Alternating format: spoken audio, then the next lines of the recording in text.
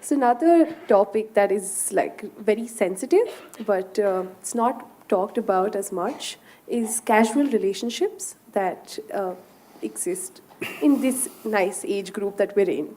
So yeah, I'm just going to say good things about us.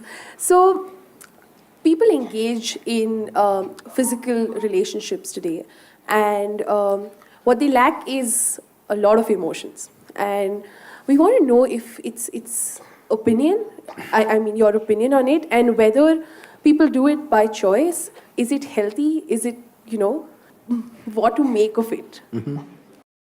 Can I tell you a joke? Yes, please.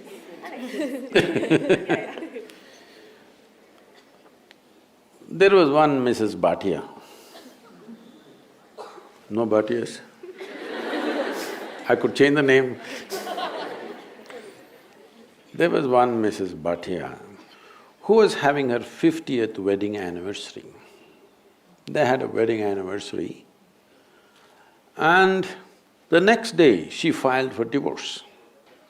The judge saw the divorce petition. He was also a good family friend.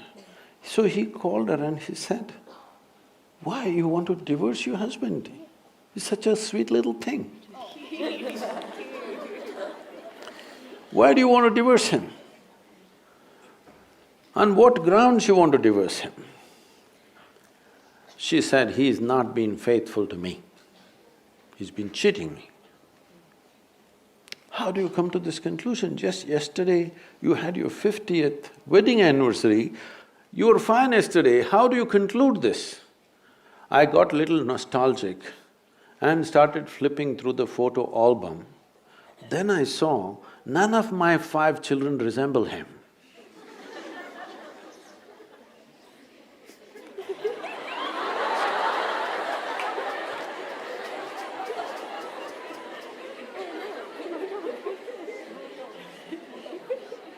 So, right now, do you remember how your great-great-great-great-great-grandmother 10 generations ago looked like? You don't. But her nose is sitting on your face right now. Your body remembers, yes or no? Yes.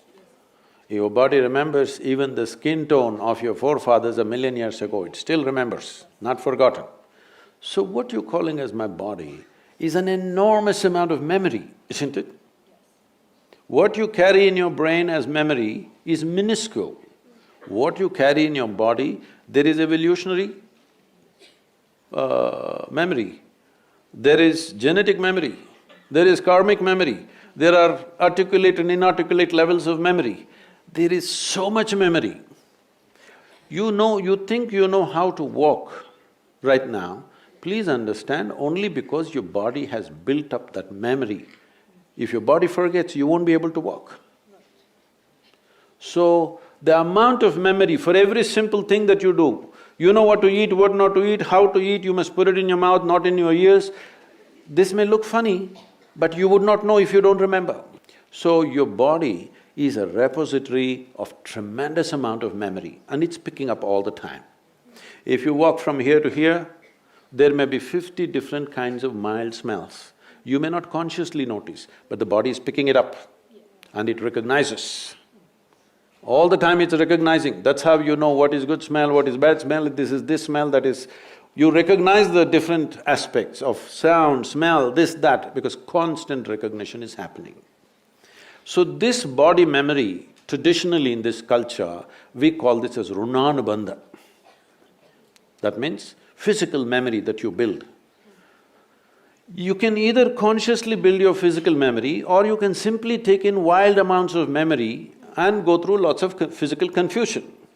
So wherever there is impact, I don't know if you still have these things, maybe in your generation is gone, but still there will be people in Bangalore city, if you ask them to… if you try to give them salt, they won't take it, they'll say, keep it there. If you try to give them sesame seeds, they will say, please keep it there. Because they have recognized many substances which can easily carry your memory and it will become mine if I take it. So I don't want to take in memory. This is the reason why generally in this culture, touching each other, shaking hands, these things are avoided. We touch our own two hands and do namaskaram because we don't want to go on picking up memory. Because if I as much as touch this memory, it remembers. You try this with four of your friends, you touch their hands. Don't try to consciously remember, every day touch their hands, forget about it. Tomorrow, if that person comes and touches you, you know it's this hand, isn't it? So the body remembers, it's not the mind. The physical body remembers, this is called as runanubandha.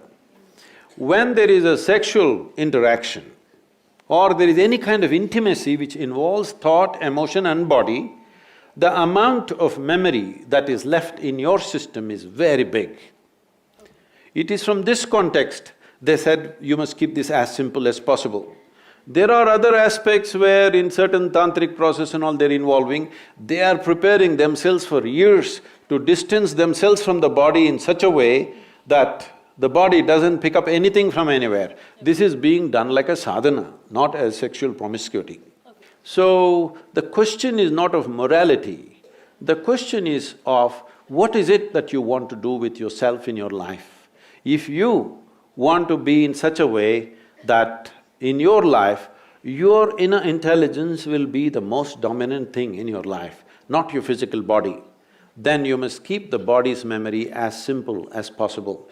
This is why simple types of food, people go into very simple kind of food, not complicated. Even now, I eat one meal a day and I eat only one item in the meal. I won't eat 10. I may eat all of those things another day, but today I'll eat only one item because it makes a huge… Just experiment and see, don't go by what I'm saying. Just experiment and see, especially when your examination time comes, eat simple food and see what a difference it makes for your intelligence, how it functions, how alert you are, everything. So, what is it that you're trying to build yourself to? Do you want to build yourself to be a sexual supernova or… No, I'm saying some people may have that intention, that's up to them. But what is it that you want to do with your life is something that you must decide. If you have decided that, it's very, very important that you don't unconsciously pick up enormous amount of memory because this will lead to… Later on you will see, it'll become very difficult to remain peaceful and joyful in your life, no matter what good things may be happening, simply because there is confusing memories in the system. When something else of similar nature comes, the body goes into a turmoil of confusion. It may not translate into your mind, just physically it will go on. So, it's a choice that one has to make. It's not a question of morality, it is a question of living sensibly.